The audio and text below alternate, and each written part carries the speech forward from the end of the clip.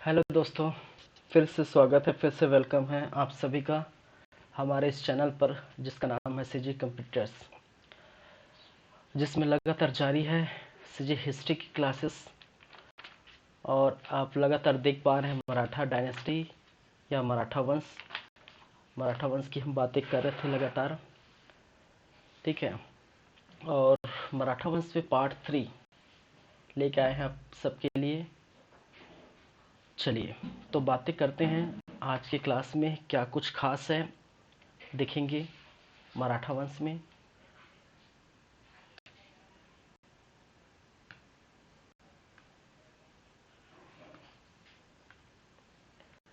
चलिए हम बात कर रहे थे मराठा कालीन प्रशासन। ठीक है,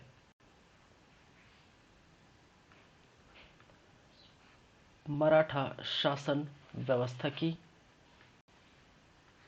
और मराठा शासन व्यवस्था जो कि 1741 से लेकर आपको देखने को मिला था 1854।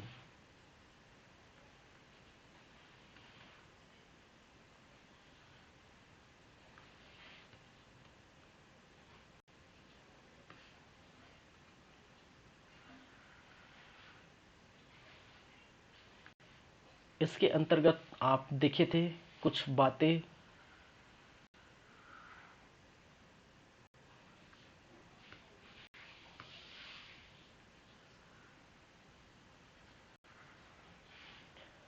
जहां पर सबसे पहले हम बात किए थे अप्रत्यक्ष शासन व्यवस्था, मराठा कालीन अप्रत्यक्ष शासन व्यवस्था जो 1741 से लेकर 57-58 ईस्वी तक ये आपको देखने को मिला था। फिर वहीं दूसरी तरफ प्रत्यक्ष शासन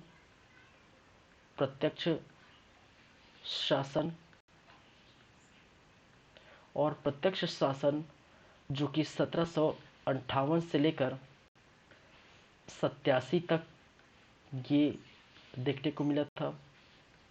फिर सूबा शासन व्यवस्था, और सूबा शासन व्यवस्था में 1787 से लेकर 1818 ईस्वी तक ये बातें हम किए थे। फिर ब्रिटिश के अधीन, ठीक है, ब्रिटिश के अधीन मराठा शासन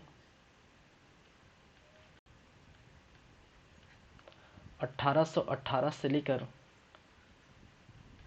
1830। फिर नेक्स्ट मूव करेंगे उसके बाद 1830 से 54, जहां पर हम बातें करेंगे पुनः मराठा शासन।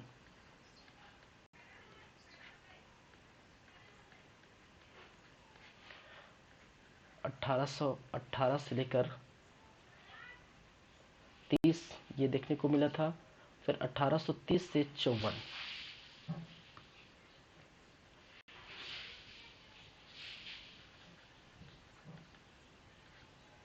चलिए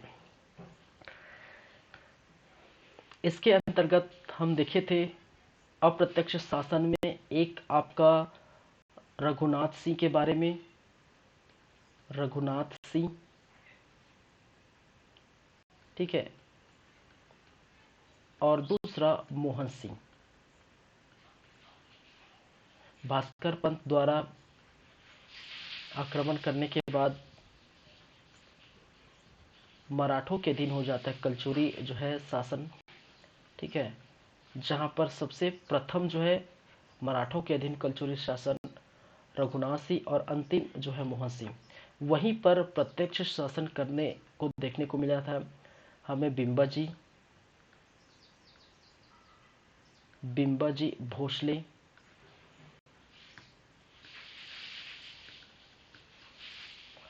ठीक है, बिम्बाजी भोसले।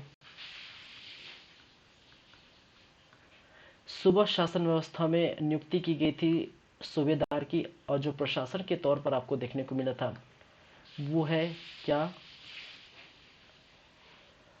ब्योंकोजी, ठीक है, और ब्योंकोजी द्वारा जो है सूबेदार की नियुक्ति की गई थी, ठीक है, सूबेदार के तहत जो है सूबा शासन चलाया गया था,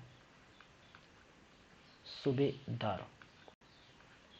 फिर वहीं तक हम बात करें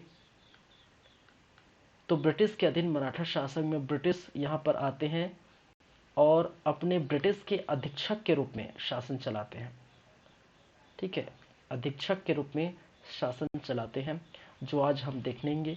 पूना मराठा शासन में आप देखेंगे जिलेदार, ठीक है, क्या नियुक्त किए गए थे, जिलेदार के तहत ये शासन चलाते हैं, ठीक है, जिलेदार। तो पिछले क्लास में हम बात करें तो पिछले क्लास में आपका अप्रत्यक्ष शासन हो चुका था, प्रत्यक्ष शासन हो चुका था, सूबा शासन व्यवस्था हम देख चुके थे, ठीक है। फिर अधीक्षक के रूप में आज जो है ब्रिटिश कालीन जो है शासन जो है, जो कि अधीक्षक के रूप में कार्य करते हैं, उसके बारे में हम क्या करेंगे, यहाँ पर चर्चा करेंगे, ठीक है। तो चलिए फिर स्टार्ट करते हैं आज की क्लास, और आज की क्लास है ब्रिटिश के अधीन मराठा शासन।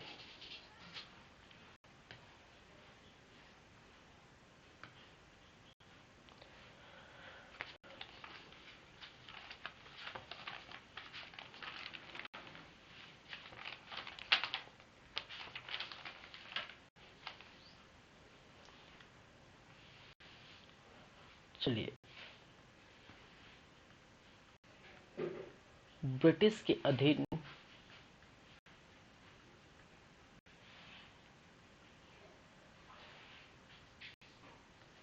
मराठा शासन,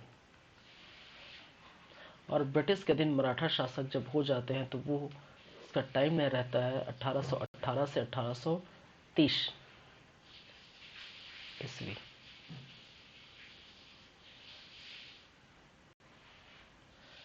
चलिए, इनके अंतर्गत हम देखेंगे प्रमुख जो है ब्रिटिश के अधीन मराठा शासन कैसे मिला वो हम देखे थे। फिर यहाँ पर प्रमुख ब्रिटिश अधीक्षक,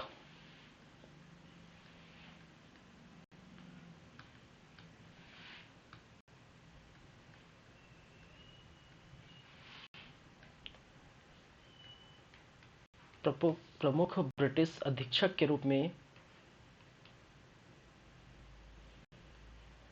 कार्य किए थे, जिसके अंतर्गत आप देख पाएंगे सबसे प्रथम जिसको कहा जाता है कैप्टन एडमंड,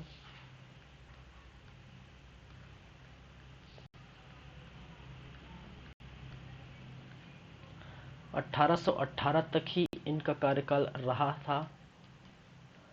दूसरी बातें कैप्टन एग्न्यू की करेंगे, कैप्टन एग्न्यू 1818 से 1825।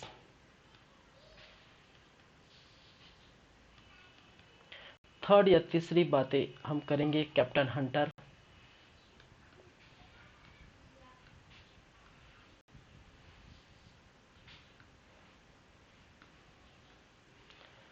जो 1825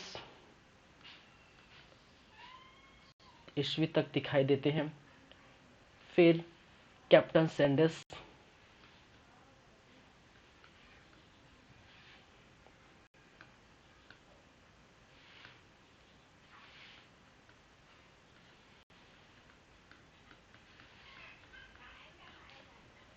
अठारह सौ पच्चीस से लेकर 1828 ईस्वी। फिर फिफ्थ नंबर में आप देख पाएंगे कैप्टन विक्लेंसन,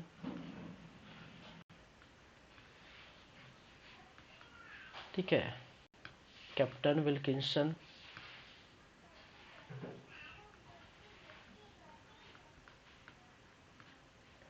1828।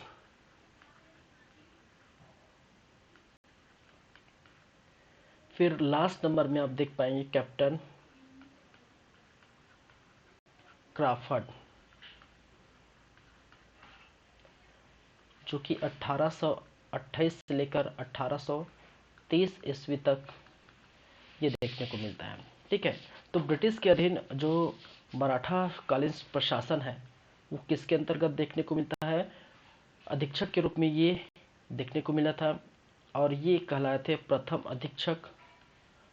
अधीक्षक के रूप में। और वहीं पर क्राफर्ड को हम अंतिम अधीक्षक के रूप में देखे थे।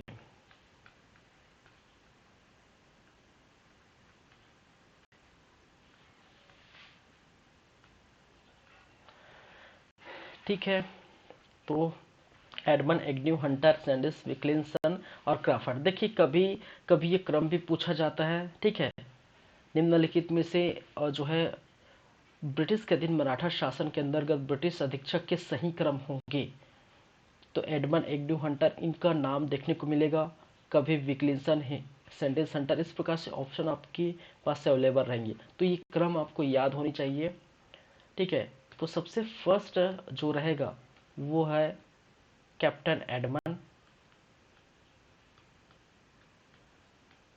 कैप्टन एडमंड 1818 में ही ये आए थे और 1818 तक ही इनका कार्यकाल रहा था। चलिए, इसके अंतर्गत अगर बातें करें, छत्तीसगढ़ के प्रथम अधीक्षक के रूप में इनको जाना जाता है। पहली बातें, छत्तीसगढ़ का ये क्या थे? प्रथम अधीक्षक। ठीक है, इनके समय, ठीक है, इनके समय की बातें यह है कि इनको शांति व्यवस्था, ठीक है, शांति, कानून व्यवस्था,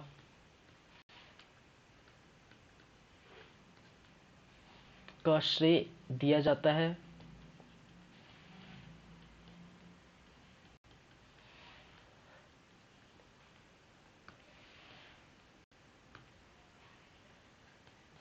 चलिए, तीसरी बात और तीसरी और मुख्य बात, इस समय अप्पा साहब का विद्रोह हुआ था। ठीक है, अप्पा साहब प्लस डोंगरगढ़ जमींदार।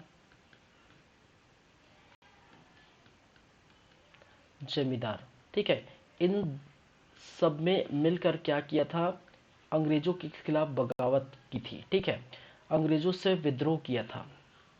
अंग्रेजों से विद्रोह देखने को मिला था, और मैंने कहा था कि अप्पा साहब जो है संधि से नाखुश थे, जिसके चलते ये विद्रोह देखने को मिला था। और इस विद्रोह को एडमंड द्वारा जो है सफलतापूर्वक विद्रोह का दमन किया गया था। ठीक है,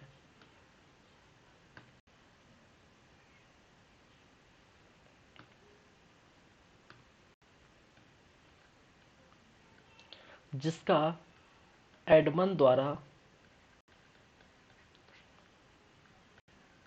सफलतापूर्वक दमन देखने को मिला था। ठीक है, चलिए, और यहाँ पर इनकी मृत्यु इसी समय हो गई थी 1818 में, और मृत्यु इनके बाद कैप्टन जो है एग्न्यू आएंगे। तो यहाँ पर मोस्ट इम्पॉर्टेंट ये है कि सबसे पहली बात, ये अधीक्षक के रूप में प्रथम अधीक्षक रूप कहलाया, और दूसरी बात, अंग्रेजों से जब विद्रोह हुआ था तो कैप्टन एडमंड ने ही जो है अप्पा साहब और डोंगर के जमींदार के विद्रोह को सफलतापूर्वक दमन किया था। तो ये भी क्या है? इम्पोर्टेंट है। तो याद रखिए, कैप्टन एडमंड के संदर्भ में ये बातें याद रखेंगे। चलिए, एडमंड के बाद आप बात करेंगे एग्न्यू की। दूसरे नंबर के जो अधीक्षक हैं वो कहलाते हैं कैप्टन एग्न्यू। और जो कैप्टन एग्न्यू है 1818 से लेकर 1825 तक अधीक्षक के रूप में छत्तीसगढ़ पर कार्य कर रहे थे। और इनकी सफलता की हम बात करें तो क्या क्या इनके अंतर्गत देखने को मिला था, इनके समय क्या क्या बातें हुई थी।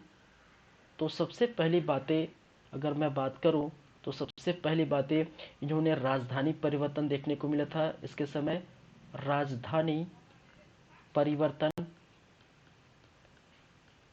ठीक है, पहली बातें। दूसरी बातें, इन्होंने कुछ प्रशासनिक सुधार किए थे, प्रशासनिक सुधार देखने को मिला था। तीसरी बातें, भूमि और व्यापार सुधार, व्यापार क्षेत्र में सुधार, ठीक है, व्यापार क्षेत्र में सुधार, भूमि क्षेत्र में सुधार या भूमि संबंधी सुधार,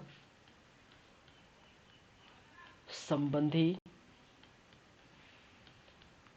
सुधार, फिर सैन्य व्यवस्था या सैन्य संबंधी सुधार,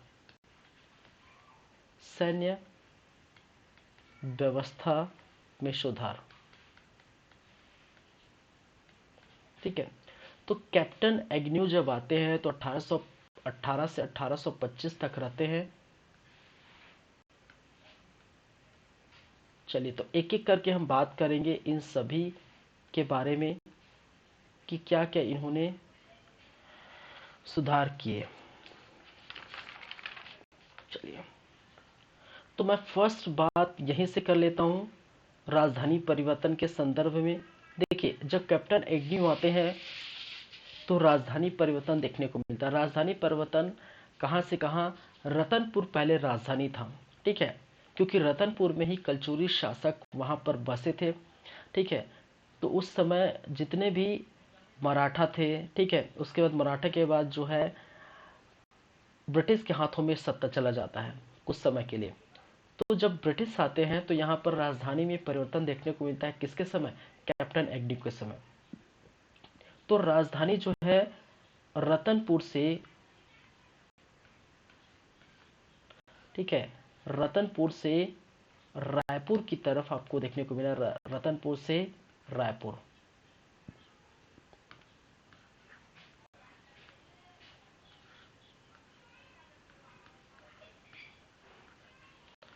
ठीक है, स्थानांतरण,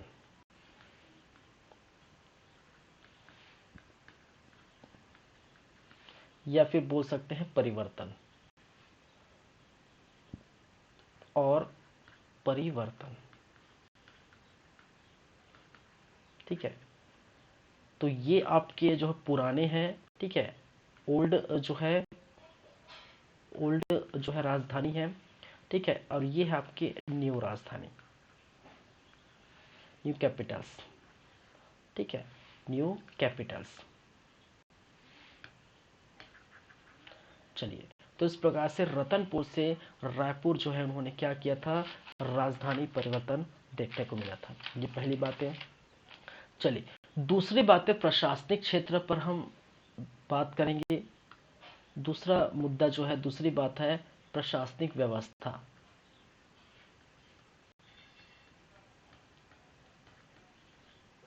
प्रशासनिक कार्य में सुधार या प्रशासनिक कार्य किए थे जो कि 1819-20 में आपको देखने को मिला था। चलिए, क्या क्या प्रशासनिक कार्य इनके अंतर्गत देखी गई थी? तो वो पहली बातें हैं, चलिए, परगनों का पुनर्गठन आपको देखने को मिला था, ठीक है, परगनों का पुनर्गठन आपको देखने को मिला था। और वो देखिए, परगने की जो जन्मदाता के रूप में हमने बात की थी, ठीक है, 18 दिनकर। जब हम बात किए थे सूबा प्रशासन में सूबेदार की नियुक्ति उनको की गई थी, कि सेकंड सूबेदार वो थे।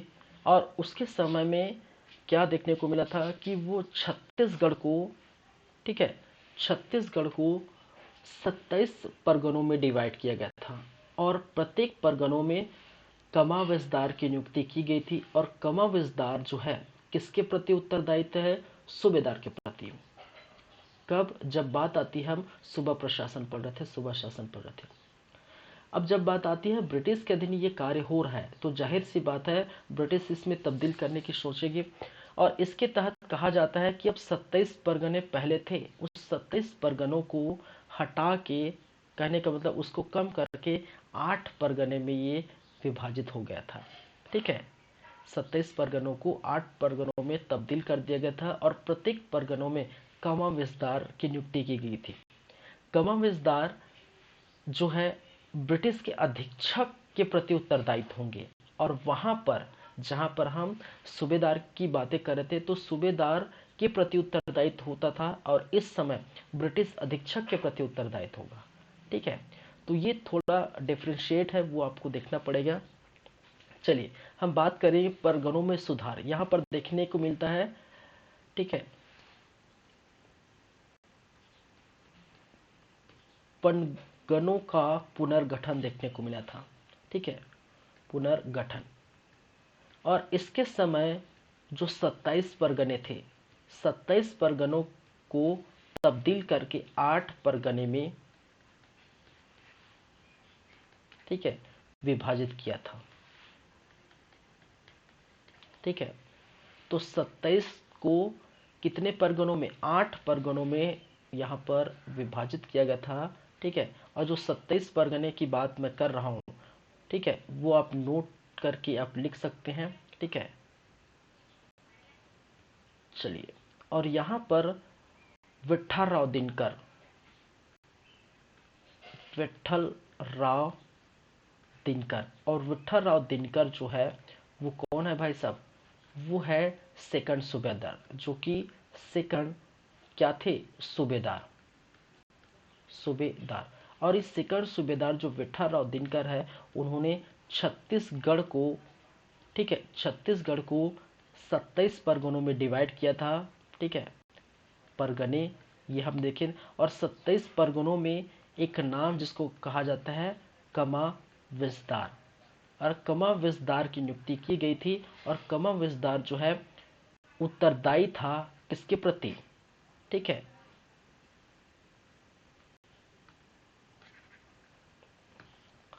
सूबेदार के प्रति। ठीक है, कमा विस्तार जो है उत्तरदायी था, किसके प्रति उत्तरदायी था भाई, वो सूबेदार के प्रति उत्तरदायी था। ये समय है किस टाइम की, ये समय है जब हम बात कर रहे थे सूबेदार की। ठीक है, तो मैंने क्या कहा, विठ्ठलराव दिनकर के समय 36 परगण को 27 परगणों में डिवाइड किया गया था। ठीक है, उनमें एक पद सामने आता है और वो पद है सूबेदार। सूबेदार की नियुक्ति की गई थी और सूबेदार जो है उत्तरदायी होता है, सॉरी, कमाविजदार की पद की नियुक्ति की गई थी और कमाविजदार उत्तरदायी होता है सूबेदार की। ठीक है, और ये हम पूरा देखे थे सूबा शासन में। ठीक है, बात करते हैं इस समय। ठीक है, इस समय भी क्या देखने को मिला था, इस समय भी आपको देखने को मिला था प्रत्येक 8 प्रत्येक परगनों में, समझिएगा, 8 प्रत्येक परगनों में। ठीक है,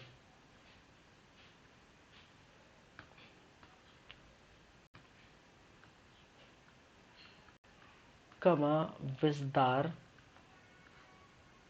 की नियुक्ति की गई।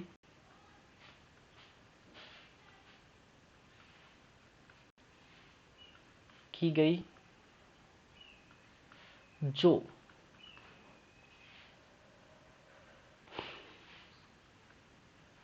अधीक्षक के प्रति उत्तरदायी थे। ठीक है, अधीक्षक के प्रति क्या थे, उत्तरदायी थे। चलिए, तो यही बात है, इसको आप नोट डाउन कर लीजिए, जो भी करना है कर लीजिए। ठीक है, तो कमाविजदार प्रत्येक 8 प्रत्येक परगनों में कमा रहता है, लेकिन यहाँ पर जो उसके प्रति उत्तरदायी थे, कहने का मतलब जिसको हम जवाब देंगे, उत्तरदायी कहने का मतलब है, ठीक है, जिसको हम जवाब देंगे, जवाबदेही। ठीक है, मेरे ऊपर जो बॉस होंगे मैं उनको जवाब दूंगा। ठीक है, तो उसी प्रकार, ठीक है, सारी बातें, ठीक है, किसको बताएंगे, सारी बातों का जवाब किसको देना पड़ेगा, अधीक्षक को। ठीक है, तो 8 परगने के प्रत्येक कमिश्नर जो है अधीक्षक के प्रति उत्तरदायी थे। ये समय अभी की बात है, कहने का मतलब है ब्रिटिश के समय की बात है। जिस समय हम बात कर रहे थे सूबेदार के समय, ठीक है, सूबा प्रशासन के समय, तो ये बातें हुई थी जहां पर हमने, ठीक है, विठ्ठलराव दिनकर छत्तीसगढ़ में 27 परगनों, ठीक है, छत्तीसगढ़ को 27 परगनों में डिवाइड किया गया था। यहाँ भी एक पद बैठाया गया था कमाविजदार का, जो कि सूबेदार के प्रति उत्तरदायी था। यहाँ पर अधीक्षक के प्रति उत्तरदायी था। ठीक है, तो दोनों में अंतर है, दोनों बात अब ध्यान रखिए। चलिए, तो मुझे लग रहा है आपको समझ आ गया होगा।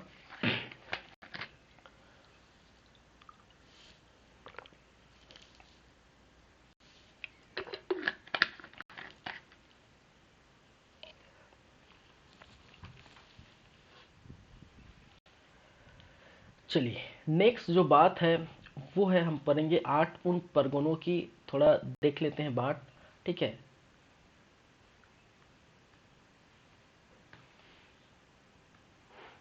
8 परगने।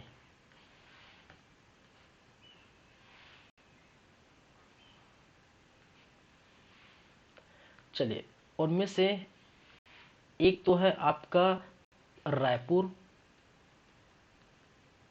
ठीक है, दूसरा और जो है आपका रतनपुर।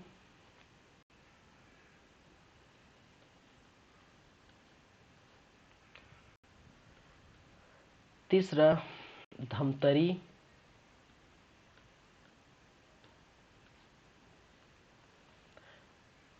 दुर्ग, धमधा,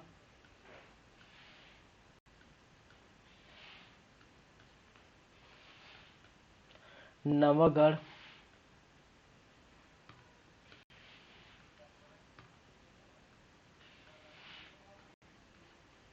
खरौद,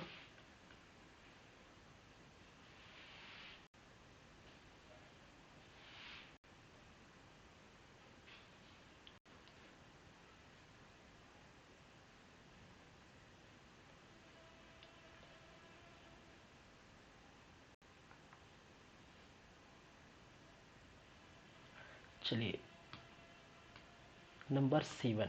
ठीक है, मैं 8 बोला था, नंबर 7। ठीक है, वो है खरौद। नंबर 8 राजरो। ठीक है, राजरो।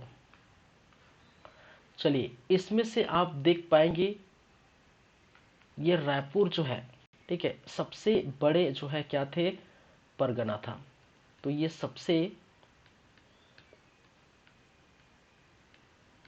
बड़ा परगना, और राजो जो है सबसे छोटा परगना, सबसे छोटा परगना। तो परगने की वो भी आपको याद रखनी पड़ेगी।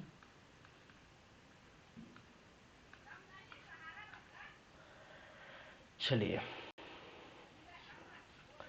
देखिए, परगनों की संख्या तो एक्चुअल में 8 थी। ठीक है, स्टार्टिंग में जब अधीक्षक यहाँ पर देखने को मिला था तो परगनों की संख्या 8 थी, लेकिन एक चीज और याद रखिए। ठीक है, एक चीज और नोट कर लीजिए। ठीक है, अंतिम समय में एक चीज, नौवा परगना आपको देखने को मिलता है, बालौद। ठीक है, क्या है, बालौद, जो कि अंतिम समय में जो परगने के रूप में शामिल किया गया था। ठीक है, अंतिम समय में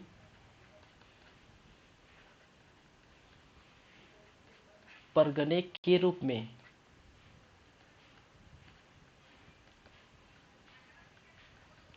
शामिल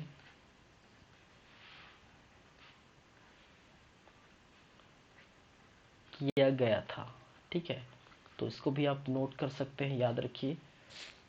चलिए, तो बालौद जो है वो हम बोल सकते हैं 90 नंबर का, लेकिन अंतिम समय में किया गया था, तो इतिहासकारों ने इनको 8 ही मान के चला है। ठीक है, चलिए, तो सबसे बड़ा परगना रायपुर। ठीक है, सबसे छोटा परगना राजरो। ठीक है, परगनों में रायपुर, रतनपुर, धमतरी, दुर्ग, धमधा, नवागढ़, खरौद, ठीक है, राजो, और बलौद को, ठीक है, बलौद को क्या किया गया था, नवे परगने के रूप में देखने को मिला था, जब अंतिम समय की बात करें। ठीक है, तो इसको आप ध्यान रखिए।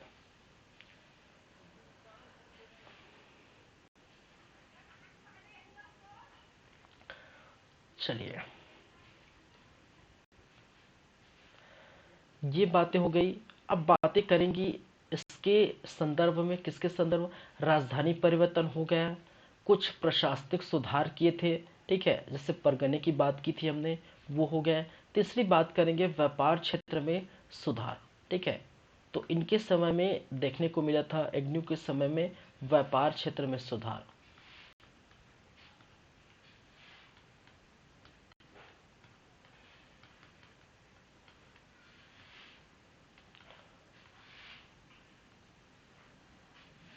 चलिए, व्यापार क्षेत्र में सुधार देखने को मिला था।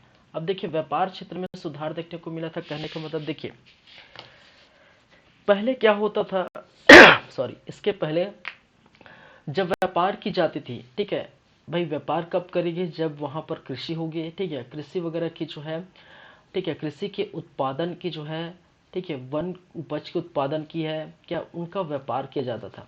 तो व्यापार करने के लिए जो व्यापार टैक्स होते हैं, या टैक्स होते हैं, तो उनसे क्या लिया जाता था? व्यापार टैक्स या यातायात टैक्स लिया जाता था। तो इससे क्या होता है, इससे क्या होगा कि जितना कमाई, ठीक है, नहीं होता था, उससे ज़्यादा हमें व्यापार करने के लिए हम क्या करते थे? टैक्स देते थे।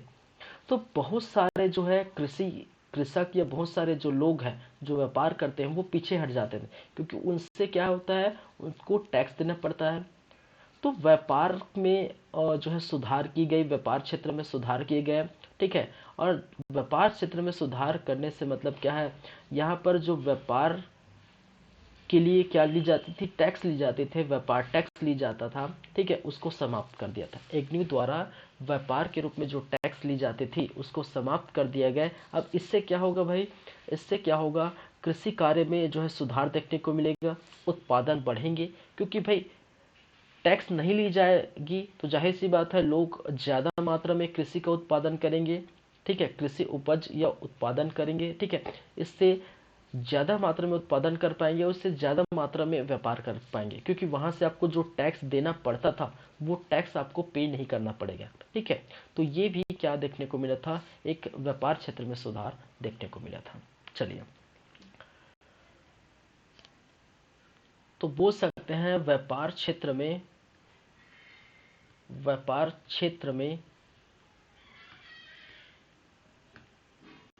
व्यापार क्षेत्र से ली जाने वाली कर ली जाने वाली कर या टैक्स की समाप्ति कर दी गई, समाप्ति कर दी गई, ठीक है। अब इससे क्या होगा, इससे ये होगा कि, ठीक है, इससे ये होगा कृषि कार्य में, ठीक है, कृषि कार्य में क्या होगा, सुधार आएगा, पहली बात है, ठीक है। और साथ ही साथ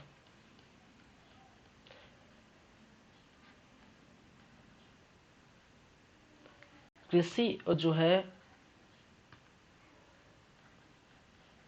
उत्पादन में वृद्धि होगी, उत्पादन में क्या होगी, वृद्धि होगी, ठीक है।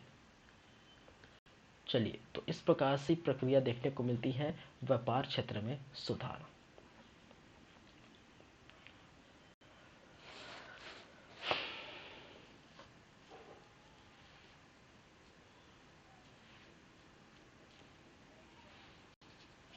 चलिए, साथ ही साथ नेक्स्ट हम बातें करेंगे, ये व्यापार क्षेत्र हो गया। व्यापार क्षेत्र के बाद भूमि संबंधी सुधार देखने को मिला था। भूमि संबंधी सुधार, और भूमि संबंधी सुधार के अंतर्गत आप देखने को मिला था कि जो खालसा भूमि है, ठीक है,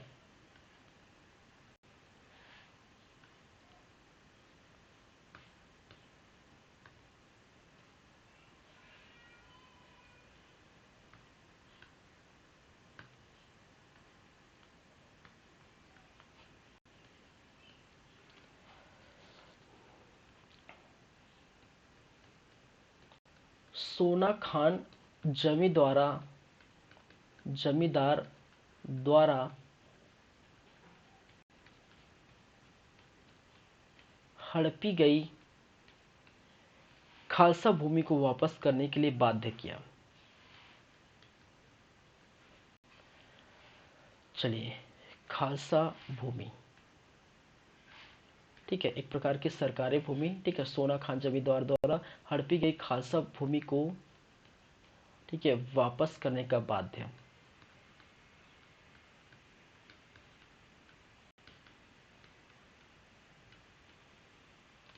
पहली बात है। दूसरी बात ये है कि बस्तर पर, ठीक है, जयपुर जमींदार के मध्य कोटपार परगना जो है सुलझाया गया, ठीक है, कोटपार परगना सुलझाया गया, जिसके तहत जो है कोटपार जो है महिपाल देव को जो वापस कर दिया। कोटपाड़ परगना को क्या किया? सुलझाया एवं महिपाल देव को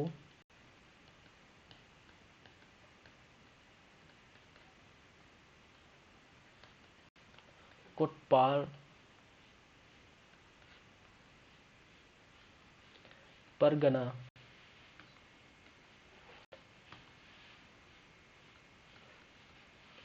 वापस किया गया। देखिए, पिछले कुछ क्लास में हम देखे थे काकती वंश, ठीक है, आपको याद होगा। तो काकती वंश में, ठीक है, एक, ठीक है, इनके पिता भोपाल देव ने जो है क्या किया था, ठीक है, संधि कर ली थी, और संधि के तहत उन्होंने जो जयपुर है, ठीक है, ये किसके पास चला गया था? जयपुर के पास, ठीक है, और जयपुर शासक विक्रमदेव, आपको याद होगा, तो जयपुर शासक विक्रमदेव, क्योंकि उन्होंने सहायता की थी, ठीक है, अपने भाइयों को पराजित करने के लिए, ठीक है, और सहायता के तहत, ठीक है, कोटपाड़ की संधि हुई थी, ठीक है, और कोटपाड़ की संधि देखने को मिला था 1778 में, आपको याद होगा। तो 1778 में कोटपाड़ की संधि हुई थी, जिसके तहत सैनिक सहायता के बदले, टैक्स के बदले, ठीक है, इनके पिता महिपाल देव के पिता ने जयपुर के शासक विक्रम देव को कोटपाल संधि के तहत कोटपाड़ परगना उसको सौंप दिया गया था, संधि के तहत दे दिया गया था, ठीक है। और ये चीजें खटकती रही काकती वंश के शासकों को। बाद में जब महिपाल देव आते हैं, और उसी समय, ठीक है, बस्तर पर शासक किसका चल रहा है? काकती वंशों का। उसी समय जो छत्तीसगढ़ के रतनपुर रायपुर के क्षेत्र में शासन, अब इस समय बात करते हैं तो अंग्रेजों का ये शासन चल रहा है। तो यहीं पर आपको देखने को मिलता है, जब अंग्रेज आते हैं तो भूमि सुधार के संदर्भ में कहा जाता है कि महिपाल देव को जो कोटपाड़ परगना थे उसके पिताजी ने संधि के तहत जयपुर शासक विक्रम देव को दे दिया गया था, उसको ये वापस जो है ब्रिटिश द्वारा दिया जाता है, ठीक है। तो भूमि संबंधी ये सुधार देखने को मिली है।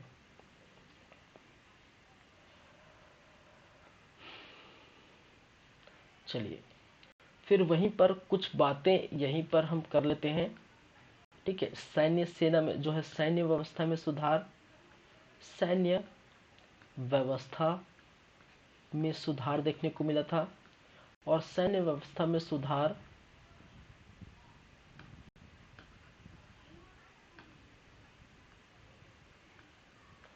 के तहत,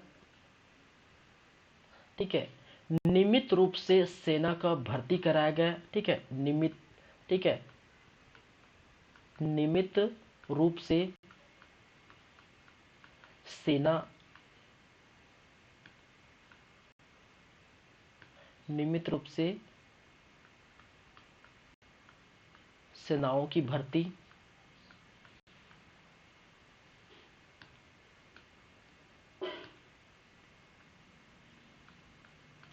एवं छत्तीसगढ़ के लिए कहा जाता है कि 3000 घोड़े लाए गए थे, ठीक है, छत्तीसगढ़ के लिए, ठीक है, छत्तीसगढ़ के शासन के लिए जो है 3000 जो है घोड़े सेना की व्यवस्था, ठीक है, घोड़े सेना की व्यवस्था की गई थी।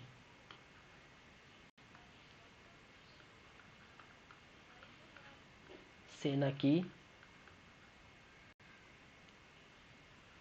व्यवस्था, ठीक है, तो इस प्रकार से आप देख पाएंगे सैन्य व्यवस्था में आपको सुधार देखने को मिला था।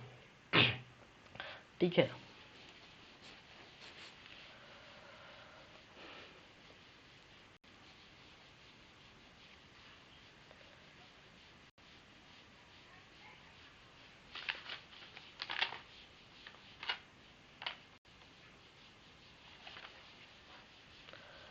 चलिए तो ये सारी बातें हैं किसकी, कैप्टन एग्न्यू की। ठीक है, राजधानी परिवर्तन, प्रशासनिक सुधार, व्यापार क्षेत्र में सुधार, भूमि संबंधी सुधार और सैन्य व्यवस्था में सुधार देखने को मिला था। कुछ अन्य बातें भी है, अन्य तथ्य भी देखने को मिलेगा। ठीक है, एग्न्यू के समय की अन्य तथ्य अगर देख सकते हैं, एग्न्यू के समय की अन्य तथ्य,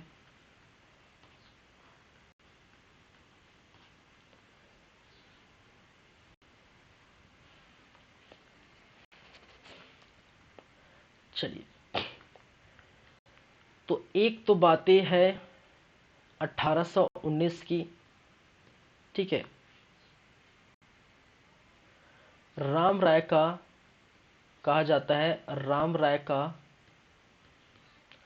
सोना खान में विद्रोह, सोना खान में क्या देखने को मिला गया था, विद्रोह हुआ था। ठीक है, और विद्रोह का जो है दमन कर दिया गया था, इसी के समय दमन हुआ था कैप्टन मैक्सन द्वारा। ठीक है, कैप्टन मैक्सन। ठीक है, वीर नारायण सिंह के पूर्वज जो है राम राय का जो है सोना खान में विद्रोह देखने को मिला था। ठीक है, अंग्रेजों के खिलाफ, जिनका विद्रोह कैप्टन मैक्सन साहब ने किया था। ठीक है, ये बातें हैं 1819 की। ठीक है, उसी समय आपको दूसरी 1800 ये 25 तक रहते हैं। और आपको पता है 1825 में एक विद्रोह हुआ था जिसको कहा जाता है परल कोट विद्रोह। ठीक है, परल कोट विद्रोह। तो इसी के समय, ठीक है, कई बार एक क्वेश्चन पूछा गया है कि निम्नलिखित में से किस अधीक्षक के समय परलकोट विद्रोह हुआ था, तो 1825 में परलकोट विद्रोह हुआ था एग्न्यू के समय। चलिए तीसरी बात है, चलिए कहा जाता है कि पटेल पद की जो है समाप्ति कर दी गई इस समय। ठीक है, क्या की गई, पटेल पद की समाप्ति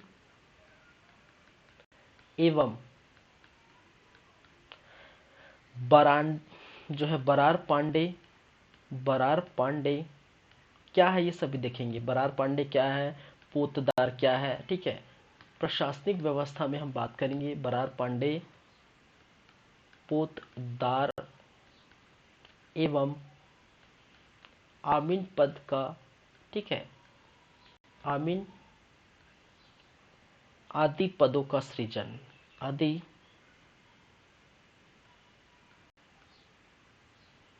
पदों की क्या की गई, सृजन की गई। ठीक है, आदि पदों का नियुक्ति देखने को मिला था। ये हो गया, तो पटेल के पद को समाप्त कर दिया गया था। और इस प्रकार से बरार पांडे हो गए, पोतदार हो गए, खजांची हो गए, आमीन हो गए। ठीक है, तो ये चलिए याद रखिए गौटिया का पद यथावत रहेगा। ठीक है, चलिए महारसिया। ठीक है, महारसिया जो कि नवगढ़ जमींदार है। ठीक है, नवगढ़ जमींदार का विद्रोह हुआ था, नवगढ़ जमींदार का विद्रोह। ये बहुत इंपॉर्टेंट है, यहाँ से जितने भी पॉइंट है ये इंपॉर्टेंट है क्योंकि यहाँ से कई बार क्वेश्चन आया है। नवगढ़ जमींदार का विद्रोह इसी के समय देखने को मिला था।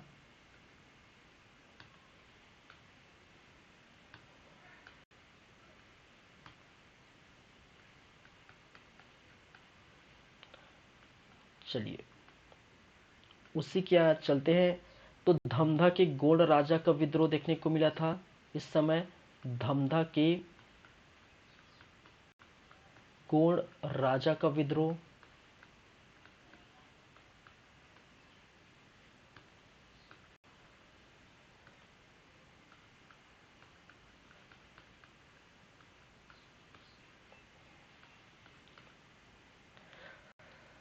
सावत भारती का विद्रोह, सावत भारती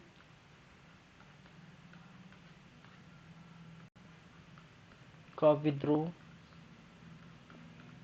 ठीक है, तो इस समय इतनी बातें हुई थी। एग्न्यू के समय के अन्य तथ्य 1819 में, ठीक है, वीर नारायण सिंह के जो है पूर्वज राम राय का सोनाखान में विद्रोह हुआ था, जिसका सफलतापूर्वक दमन कैप्टन मैक्सन ने किया था। वहीं पर 1825 में एक परलकुट विद्रोह देखने को मिला था। ठीक है, वह परलकुट विद्रोह पिछले 2-3 क्लास पहले हम पढ़े हैं। ठीक है, पूरे विद्रोह के बारे में। पटेल की पद की समाप्ति कर दी गई थी। ठीक है, पटेल नामक पद की समाप्ति कर दी गई थी। ठीक है, एवं बरार पांडे पुतदार खजांची, ठीक है, आमीन, ऐसे पदों का सृजन किया गया था। ऐसे पदों की जो है नियुक्ति की गई थी। महारष्या नामक जो है नवागढ़ जमींदार का जो है क्या किया गया था, विद्रोह हुआ था। धमधा के गोंड राजा का विद्रोह देखने को मिला था, और सावत भारती का विद्रोह भी इसी समय हुआ था। तो सभी पॉइंट जो है बहुत इंपॉर्टेंट है। देखिए, इग्नू के संदर्भ में जितने पॉइंट है, ठीक है, वो आप मिस मत करिएगा। इग्नू के समय ये 5 जो है, ठीक है, 5 पॉइंट और 7 5 जो है पॉइंट, और यहाँ पर जितने भी चीज़ें हैं इग्नू के समय कोई भी ऐसी बातें जो है फालतू नहीं है। याद रखिए, जितने भी बातें हैं वो बहुत इंपॉर्टेंट है। ठीक है, जितनी भी बातें हैं वो बहुत इंपॉर्टेंट है। तो याद किसी को रखिए ना रखिए, ठीक है, प्रथम द्वितीय को जरूर याद रखिए, इग्नू को जरूर याद रखिए। चलिए चलिए, तो एडमन हो गया, एग्नी हो गया। ठीक है, उसके बाद हम बात करेंगे सैंडस की।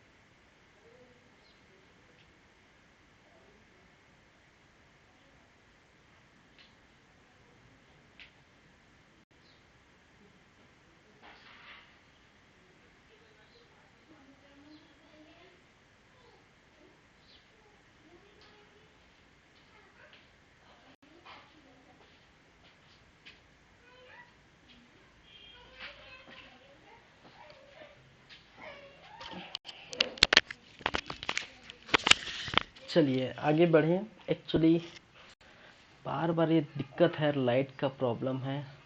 चलो आधा घंटा लगभग चल जाएगा मेरे ख्याल से। ठीक है, चलिए तब तक तो लाइट आ जाना चाहिए, बहुत टाइम से ऑफ है। चलिए, तो ये बातें हो चुकी हैं। ठीक है, इसके बाद जो अधीक्षक आएंगे वो आएंगे आपका कैप्टन। किसकी बातें करेंगे?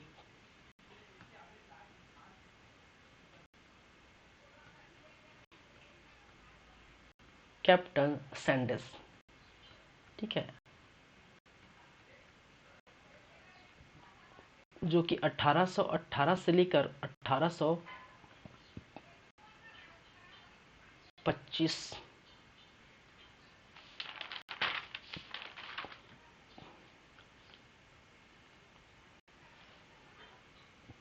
सॉरी 25 से 28, 25 में तो एग्न्यू चला गया ना, 25 से 28।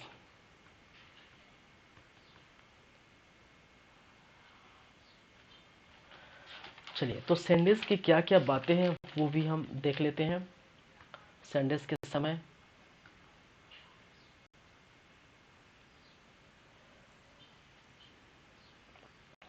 चलिए, कहा जाता है इनके बारे में कि ये अधीक्षक बनने से पहले, याद रखिए, अधीक्षक बनने से पहले ये भाई साहब जो है कहाँ थे, ये भाई साहब नागपुर में थे। और नागपुर में जो है घुड़सवार सेना के जो है सैनिक अधिकारी थे। ठीक है, घुड़सवार सेना के सैनिक अधिकारी। ठीक है, सैनिक अधिकारी के रूप में ये कार्यरत थे, अधिकारी थे। ठीक है, क्या बनने से पहले, अधीक्षक बनने से पहले। इनके संदर्भ में हम बात करेंगे, इनके कार्य या निर्माण की बातें। ठीक है, इनके इस समय की क्या कार्य है, क्या निर्माण किया है इन्होंने। चलिए, तो सबसे पहला है यहाँ पर ताहूतदारी प्रथा की स्थापना की थी। ठीक है, ताहूतदारी प्रथा। ठीक है, चलिए, ताहूतदारी प्रथा की स्थापना की थी और ताहूतदारी प्रथा के अंतर्गत 2 ताहूतदार बनाए गए थे। ठीक है, कितने, 2 ताहूत, जिसमें से एक आपको देखने को मिलता है लोरमी और दूसरा तरेंगा। ठीक है, लोरमी एवं 2 जो है तरेंगा जो ताहूत, ठीक है, बनाए गए थे, ताहूतदारी प्रथा।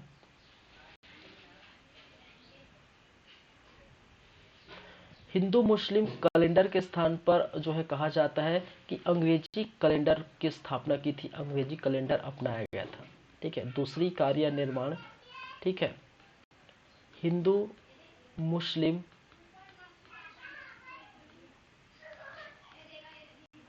कैलेंडर के स्थान पर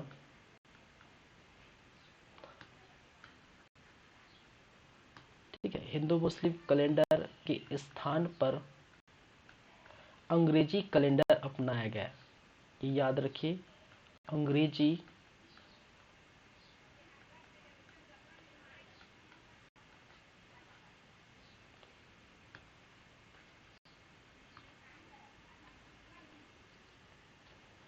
अपनाया गया। ठीक है, कहा जाता है कि देखिए पहले जो कार्य हुआ करते थे, ठीक है, एक तो जो भाषा है, भाषा में भी इन्होंने क्या किया और जो है अपडेट किया। ठीक है, तो भाषा जो सरकारी कार्य थे, ठीक है, वो कार्य जो है स्थानीय भाषा में हुआ करते थे। ठीक है, मान के चलिए अगर वहाँ की भाषा जो भी है, ठीक है, बस्तर की बस्तरिया भाषा है, ठीक है, खड़ी बोली है, या फिर जो है, ठीक है, कोई भी भाषा है, तो जिस स्थान पर थे उस भाषा, स्थानीय भाषा का यूज हुआ जाता था। ठीक है, तो भाषा में सुधार देखने को मिला, स्थानीय भाषा की जगह जो है अंग्रेजी भाषाओं का क्या क्या देखने को मिला। ठीक है, तो सरकारी कामों में, ठीक है, पहले क्या होता था, सरकारी काम में स्थानीय भाषा यूज की जाती थी। सरकारी कार्यों में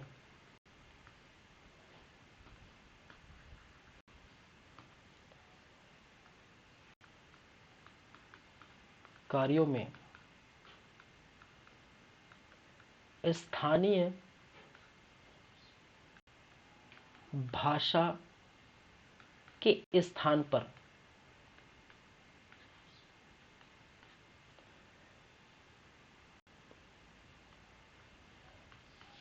अंग्रेजी भाषा को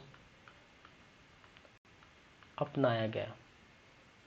ठीक है, क्या किया, अंग्रेजी भाषा को अपनाया गया। चलिए, छत्तीसगढ़ में डाक व्यवस्था में भी सुधार देखने को मिला। इसके समय छत्तीसगढ़ में डाक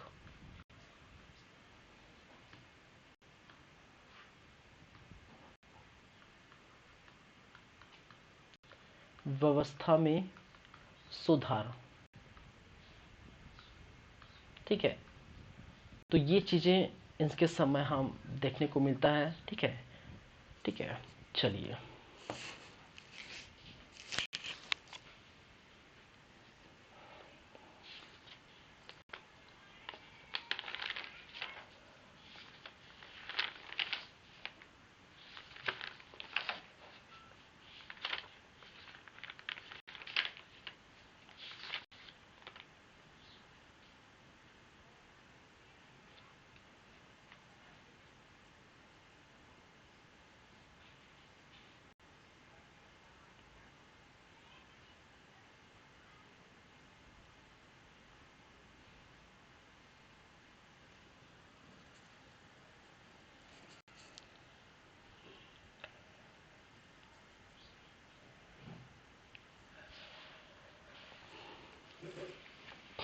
चलिए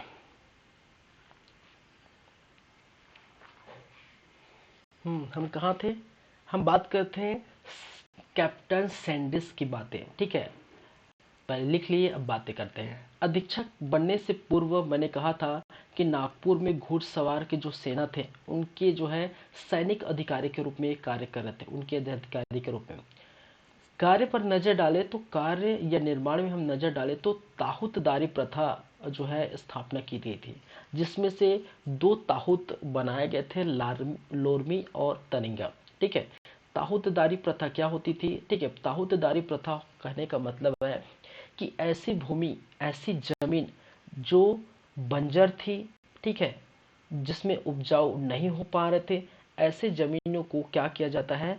ठेका में दिया जाता था और उसको बंजर भूमि को, अउपजाऊ भूमि को उपजाऊ भूमि में तब्दील की जाती थी और उसी उपजाऊ भूमि से जो भी चीजें आती थी, ठीक है, उनको खजाने में क्या किया जाता था? रखा जाता था और वो ठेका के रूप में दिया जाता था। मैंने क्या कहा? ठीक है, ताहूतदारी प्रथा एक ठेके जो है दार के रूप में कार्य करते थे। कोई भी व्यक्ति जो है ठेका लेता था कि मैं भाई इसको क्या करूंगा, इसको उपजाऊ भूमि बनाऊंगा। ठीक है, क्या करने के लिए? उपजाऊ भूमि हेतु, उपजाऊ भूमि हेतु। ठीक है, तो उपजाऊ भूमि बनाने के लिए, उपजाऊ जमीन बनाने के लिए क्या की जाती थी? ठेका ली जाती थी। ठीक है, और जो भी राजस्व आता था, जो भी इससे क्या होगा, जो भी राजस्व आएगा, ठीक है, उस राजस्व को क्या करते थे? खजाने में जमा कराते थे। ठीक है, खजाने में क्या करते थे? जमा कराते थे और ऐसे ठेकेदार को ताहूतदार के नाम से जाना जाता है। ठीक है, किस नाम से? ताहूतदार। ठीक है, किस नाम से जाना जाता था? ताहूतदार, जो कि ठेका लेते थे और अनउपजाऊ भूमि को उपजाऊ भूमि बनाते थे, तैयार करते थे और राजस्व को खजाने में जमा किया जाता था। और उसी को हम कहते हैं ताहूतदारी प्रथा, और जिसमें से जो है कैप्टन सैंडिस के समय 2 ताहूतदार, सॉरी 2 ताहूत व्यवस्था की गई थी। ठीक है, इस एक कहलाता है लोरमी, दूसरा तरिंगा। ये पहली बात है। दूसरी बात ये है कि हिंदू मुस्लिम कैलेंडर, ठीक है, हिंदू मुस्लिम कैलेंडर देखने को मिलता है। ठीक है, तो उस कैलेंडर के स्थान पर अंग्रेजी कैलेंडर का बोलबाला रहा, अंग्रेजी कैलेंडर को अपनाया गया। तो अंग्रेज जब आए तो सभी जो है, देखिए अभी हम बात करेंगे जब अंग्रेज आएंगे, ठीक है, 1857 का युद्ध होगा, क्रांति होगा। ठीक है, उसके पहले जो भी अंग्रेज आते हैं, ठीक है, तो अंग्रेज क्या करते हैं, वहाँ पर जितने भी चीज़ें हैं उसको जो है, जैसे स्कूल की पढ़ाई वगैरह हो गए, इंग्लिश मीडियम की बात करें, ठीक है, तो इंग्लिश का जो है भाषा, ठीक है, इंग्लिश कैलेंडर, बहुत सारे जो है तब्दील देखने को मिला। ठीक है, तो यहाँ पर भी हिंदू मुस्लिम कैलेंडर के स्थान पर अंग्रेजी कैलेंडर को मान्यता दी गई और अंग्रेजी कैलेंडर यहाँ पर जो है स्थापित हो गए। ठीक है, अपनाया गया। थर्ड बात करें तो भाषा में भी सुधार देखने को मिली, जो कि सरकारी कार्यों में जो है स्थानीय भाषा का क्या किया जाता था? यूज हुआ जाता था। ठीक है, और उसी स्थानीय भाषा, जैसे मान के चलिए, जैसे अभी तो कई जगहों आपको देखने को मिलेगा जो हाई कोर्ट वगैरह हो गया, ठीक है, तो वहाँ पर भी जो है छत्तीसगढ़, यहाँ पर बात करें तो छत्तीसगढ़ी भाषा में कई जगहों पर देखने को मिल गया कि छत्तीसगढ़ी जो है भाषा को हम क्या करें, ठीक है, अपनाएं, छत्तीसगढ़ी भाषा में बातें करें। छत्तीसगढ़ी भाषा में कई बार ऐसे देखने को मिलता है कि कोर्ट में, ठीक है, ठीक है, कोर्ट सेशन में छत्तीसगढ़ी भाषा का यूज भी होगा। तो इस प्रकार से स्थानीय भाषा का यूज हो रहा था, ठीक है। तो उसके स्थान पर जब अंग्रेज आए तो अंग्रेजी भाषा का यूज होने लगा। अंग्रेजी भाषा का यूज सरकारी कार्यों में देखने को मिलता है। छत्तीसगढ़ में डाक व्यवस्था की भी सुधार देखने को मिली थी, ठीक है, छत्तीसगढ़ में डाक व्यवस्था की सुधार देखने को मिली थी। और ये कैप्टन सैंडिस की समय की बातें हैं।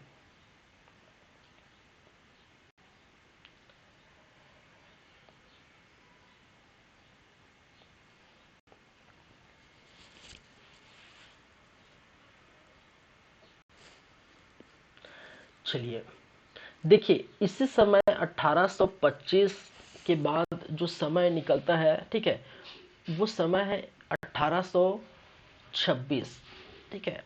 अब देखिए, हम हमने क्या 1826 हम क्या बोले थे कि अंग्रेज कब तक यहाँ पर शासन करेंगे भाई, जब तक जो है रघु जी रघु जी तृतीय जो है बालिक न हो जाए, ठीक है। रघु जी जो थर्ड है उनके, ठीक है, हम देखे थे कि अप्पा साहब का विद्रोह हुआ था और अप्पा साहब को कुर्सी से हटा दिया गया था। कुर्सी हटाने के बाद रघु जी तृतीय को शासक बनाया गया था और रघु जी तृतीय जो नाबालिग थे, इसी कारण से इनको, ठीक है, अंग्रेजों के अधीन ये कार्य करना पड़ेगा। अंग्रेज अधीक्षक के रूप में कार्य कर रहे थे।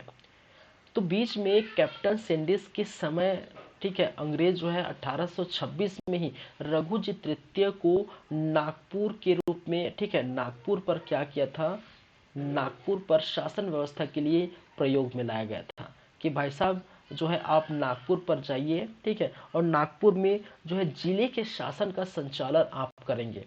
तो रघु जी तृतीय के एज अ प्रयोग कि वो राजा या शासक बनने के लायक ही नहीं, कि शासक किस प्रकार से कार्य करता है उसको समझने के लिए नागपुर के क्षेत्र में, ठीक है, नागपुर के जिले के क्षेत्र में उनको अधिकारी के रूप में क्या किया गया था, जो है शासन संचालन के रूप में उनको नियुक्त किया गया था इसी समय, ठीक है। क्योंकि समय नहीं है, 1828 आ गया है, 26 और 4 साल बाद फिर से ये क्या बन जाते हैं, शासक बन जाते हैं, ठीक है, कहाँ का, छत्तीसगढ़ का, ठीक है। तो कैप्टन सैंडिस के बारे में ये बातें हुई। चलिए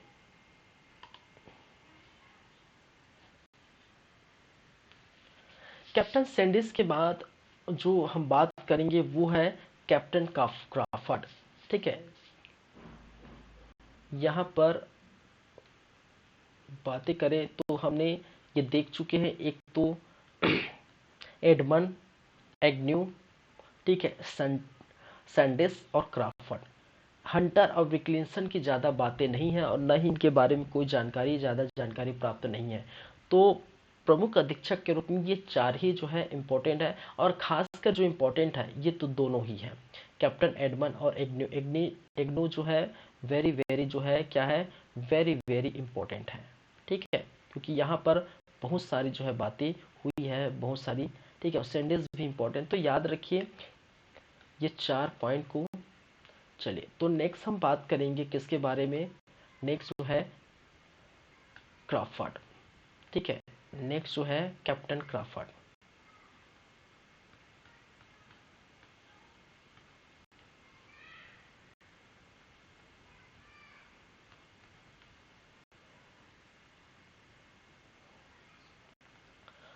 जो कि 1828 से लेकर 1830 ईस्वी तक ये अधीक्षक के रूप में कार्य कर रहे थे, अधीक्षक के रूप में कार्यरत थे। चलिए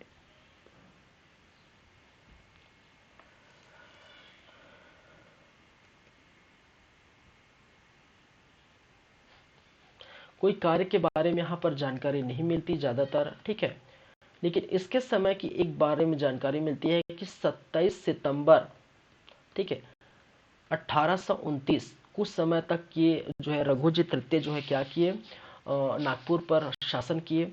ठीक है, तो यहाँ पर जो है ब्रिटिश के अधिकारी, ब्रिटिश रेसिडेंट, ठीक है, ब्रिटिश से आएंगे विल्डर, ठीक है, एवं वर्सेस आपको देखने को मिलेगा रघुजी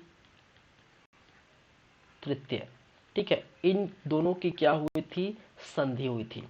और संधि के तहत, ठीक है, संधि के तहत ये कहा गया कि अगर रघुजी तृतीय वयस्क हो जाते हैं, ठीक है, तो रघुजी तृतीय वयस्क होने पर कब हुआ था, 30 में, तो रघुजी तृतीय वयस्क होने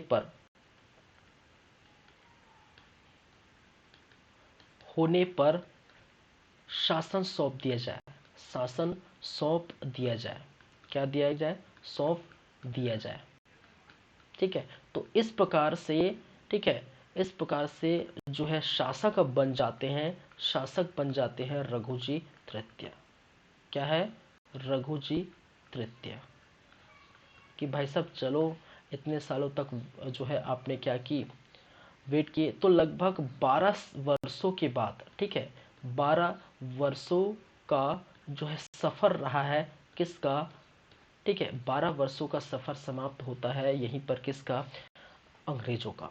ठीक है, तो अंग्रेजों का 12 वर्ष का जो सफर रहा है, ठीक है, तो ये अधीक्षक के रूप में इन्होंने कार्य किए। तो यहाँ पर आपको देखने को मिल गया फिर से पुनः मराठों का शासन। ठीक है, फिर से पुनः क्या देखने को मिल गया, 1830। ठीक है, तो लगभग 12 वर्षों तक ये अधीक्षक के रूप में कार्य करे। उसके बाद जो है आपको पुनः मराठा जो है शासन व्यवस्था देखने को मिलेगा। ठीक है, जिसमें से अब जिलेदार के रूप में कार्य देखने को मिलेगा, और 8 जिलेदार का नाम सामने आता है जिनको आपको याद करनी है। ठीक है, तो यहाँ से आपका ब्रिटिश अधीक्षक के रूप में जो भी शासन व्यवस्था होती है वो हो जाता है समाप्त। ठीक है, चलिए, तो नेक्स्ट जो होगा वो हमारा होगा आपका पुनः मराठा शासन।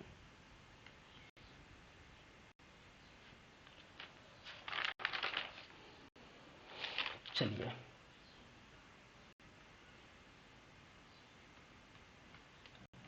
छत्तीसगढ़ में पुनः मराठा शासन 1830 से लेकर ये 1854 में होगा। फिर से 54 में अंग्रेज आएंगे, डलहौजी की हड़प नीति भाई साहब। ठीक है, और डलहौजी की हड़प नीति के द्वारा जिनके कोई पुत्र उत्तराधिकारी नहीं है पुत्र, उनको क्या किया जाता है, हड़प ली जाती है। ठीक है, चलिए, पुनः मराठा शासन जहां पर जिलेदार के रूप में कार्य करेंगे।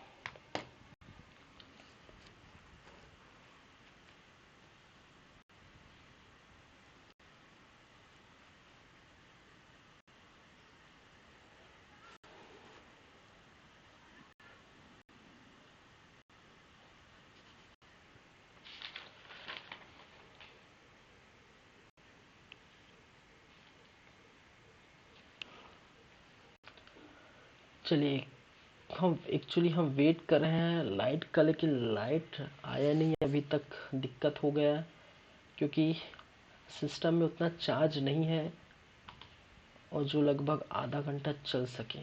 ठीक है, लगभग आधे घंटे क्लास बाकी है। ठीक है, 10 मिनट ले के चलेगा, कभी भी बंद हो सकता है, तो दिक्कत है भाई लाइट का।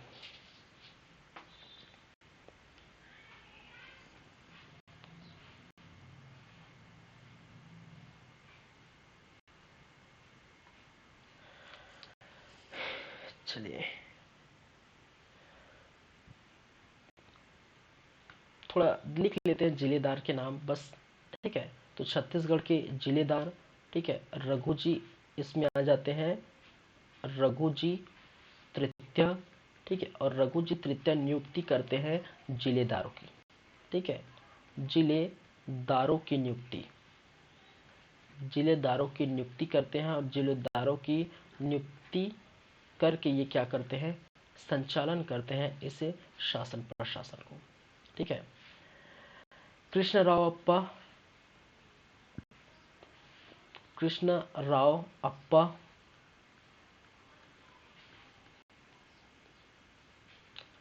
दूसरा अमृतराव, अमृतराव। ठीक है, कृष्णराव अप्पा, Amritrao. Third Sadruddin,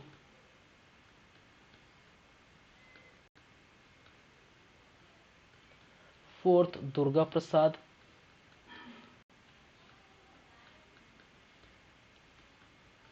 fifth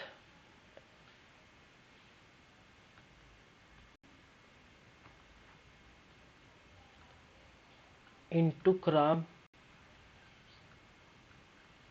इंटुक Rao.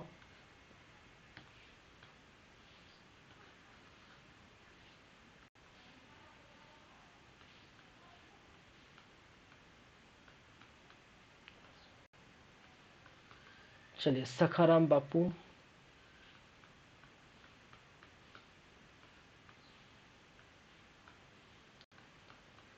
Seven Govind Rao,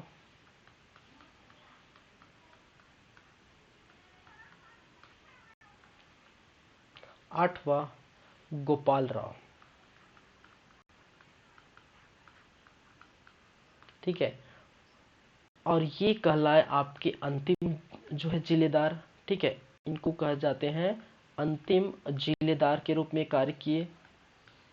ठीक है, और वहीं पर कृष्णराव अप्पा जो है प्रथम जिलेदार थे, प्रथम जिलेदार।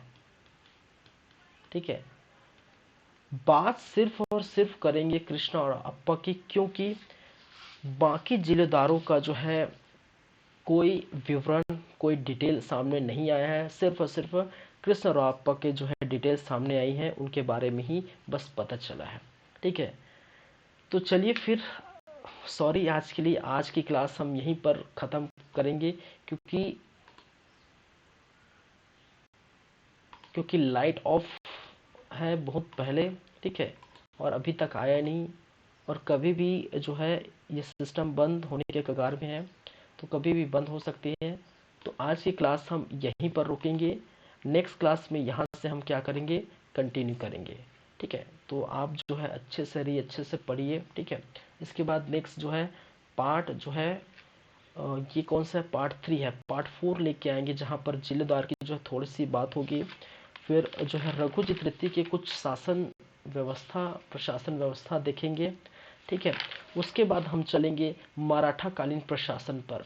जो आपको जो मराठा कालीन प्रशासन है वो आपका सबसे सबसे मोस्ट इम्पोर्टेंट है, और क्वेश्चन इसी मराठा कालीन प्रशासन से पूछे जाते हैं। 2 क्लास रहेगा मराठा कालीन प्रशासन का। ठीक है, और 2 क्लास में ये हो जाएगा, तो लगभग जो है ये मराठा कालीन प्रशासन 2-3 क्लास लगेगा आई थिंक। ठीक है, तो 3-3-6 क्लास में ये टोटल मराठा कालीन प्रशासन आपको कंप्लीट देखने को मिलेगा। ठीक है, चलिए, तो इनका 3 क्लास अभी और बाकी है लगभग। ठीक है, तो चलिए फिर अच्छे से रहिए, स्वस्थ रहिए, और पढ़ते रहिए, देखते रहिए हमारा यूट्यूब चैनल जिसका नाम है सीजी कंप्यूटर्स। लगातार सीजी हिस्ट्री की क्लासेस और बायोलॉजी की क्लासेस जारी है। ठीक है, चलिए, तो कहानी में आज इतना ही। नेक्स्ट दूसरे दिन कल हम बात करेंगे इसकी आगे की कहानी। चलिए,